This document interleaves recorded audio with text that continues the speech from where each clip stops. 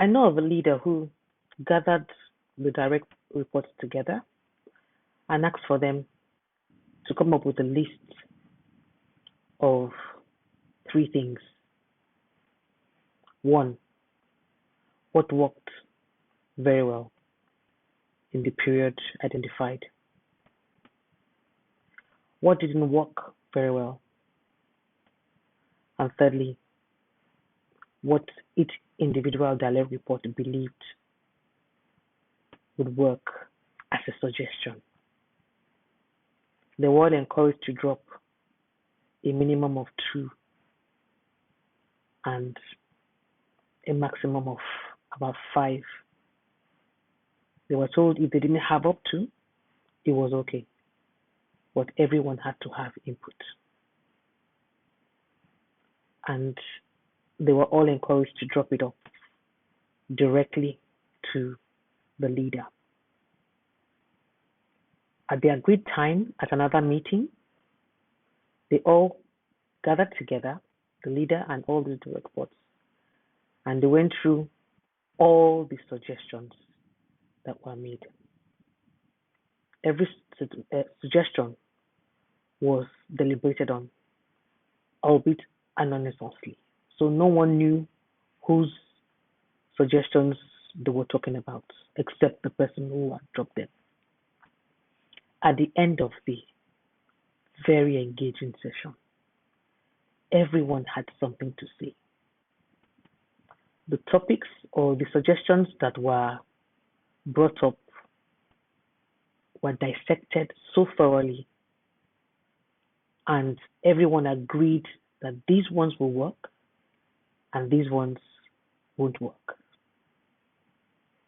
And everyone came up with timelines, agreed on the timelines that these suggestions were going to be effective.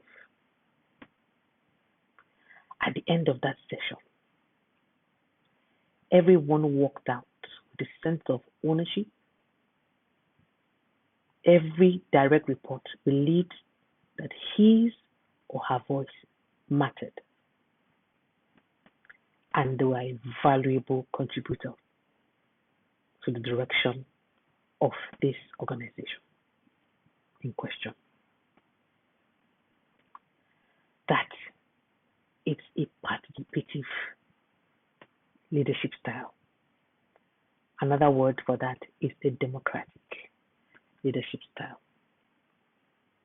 It encourages team input. It fosters collaboration.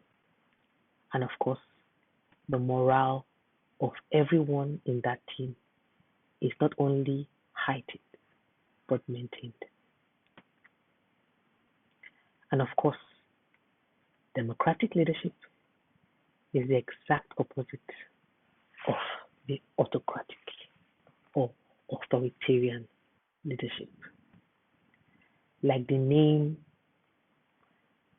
states, the leader is the one that has the only say and the final say. Every other person's suggestions do not matter.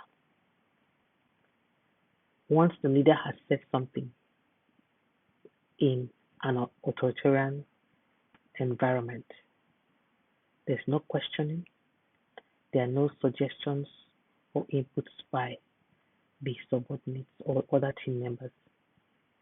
Everyone is encouraged for your own good to obey that authoritarian style.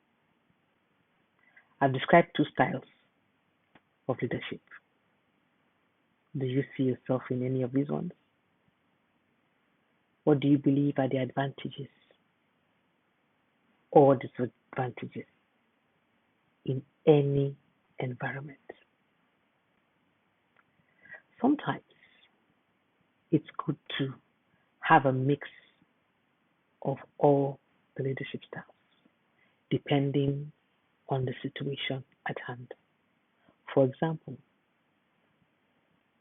in a democratic environment, the assumption is that everyone has grown beyond the entry level, where they have had years of experience, maybe not too long, but relevant year of experience. And in the authoritarian, it's probably assumed that these are fresh people, maybe fresh graduates or greenhorns, and they are just coming to be taught, to be guided, to be led because they are fresh. They have absolutely no understanding of what's going on. And so the leader in that type of environment will have to be telling everybody what to do. I encourage you to join me or continue with me in this leadership journey. And hopefully, you're able to identify where you currently fit in or where you are currently operating in. And maybe you need to adjust. Until next time, have a lovely week. Shalom.